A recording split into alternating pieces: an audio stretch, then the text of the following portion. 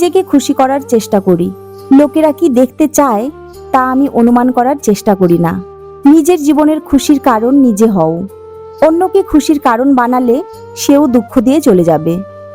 Photo edit নয়, চরিত্র edit করো, ভবিষ্যৎ ভালো হবে। তুমি তোমার জীবনকে এমনভাবে অতিবাহিত করো যেন তোমার মৃত্যুর পরেও তোমাকে নিয়ে সবাই সৎচর্চা করে। তাহলে তুমি মৃত্যুর পরেও সবার মাঝে জীবিত থাকবে। ধনী আর গরিবের মধ্যে একটাই পার্থক্য, ধনীরা খাবার হজমের জন্য দৌড়ায় আর গরিবরা খাবার জোগাড়ের জন্য দৌড়ায়। পোশাক হলো বাইরের আবরণ, মানুষের আসল সৌন্দর্য হচ্ছে তার জ্ঞান। ব্যর্থতায় হতাশার কিছু নেই, শুধু মনে রেখো অন্ধকার যত গভীর হয় সূর্য তত দ্রুত উদিত হয়। যদি তুমি সত্যিই কারোর সাথে সম্পর্ক ভালোভাবে বজায় রাখতে চাও তাহলে তুমি সবসময় সেটাই বিশ্বাস করো যেটা তুমি তার সম্পর্কে জানো, সেটা নয় যেটা তুমি অপরের মুখ থেকে শোনো। সাফল্যের জন্য তোমাকে 3টি মূল্য দিতে হবে: ভালোবাসা, কঠোর পরিশ্রম আর স্বপ্নকে বাস্তব হতে দেখার জন্য ব্যর্থতার পরও কাজ করে যাওয়া। অন্যের সাফল্যের বদলে অন্যের ভুল থেকে শেখার চেষ্টা করো। বেশিরভাগ মানুষ মোটামুটি একই রকম কারণে ব্যর্থ হয়। অন্যদিকে সফল হওয়ার অনেক কারণ থাকতে পারে।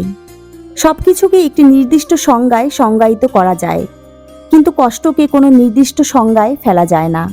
কারণ কষ্ট এমন একটি জিনিস যা ব্যক্তি থেকে ব্যক্তিকে ভিন্ন করে।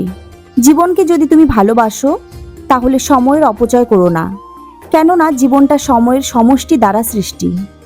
কারো ভুল হয়তো সংশোধন করা যায়, কিন্তু কারো স্বভাব পরিবর্তন করা যায় না।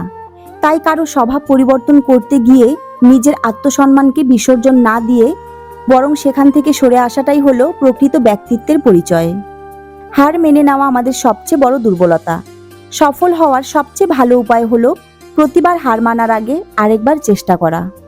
জীবনে ভালো করতে চাইলে অন্য লোকেরা কি ভাবছে তা নিয়ে চিন্তা করো না। শিক্ষিত ব্যক্তি অহংকারী হতে পারে, কিন্তু জ্ঞানী ব্যক্তি কখনো অহংকারী হতে পারে না, কেননা অহংকারী ব্যক্তি কখনো জ্ঞানী নয়। যদি মনে করো কোনো কাজ তুমি পারবে, কিংবা মনে করো তুমি পারবে না, দুই ক্ষেত্রেই কিন্তু তোমার বিশ্বাস সঠিক।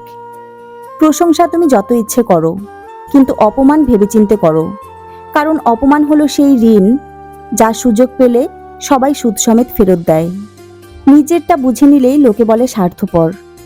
কেউ তার প্রাপ্য থেকে বঞ্চিত হলে আঙুল তোলা মানুষগুলো কি আসে ন্যায় বিচার করতে? না, তখন বেশিরভাগ মানুষ ঝঞ্ঝাট এড়াতে চোখে ঠুলি পড়ে।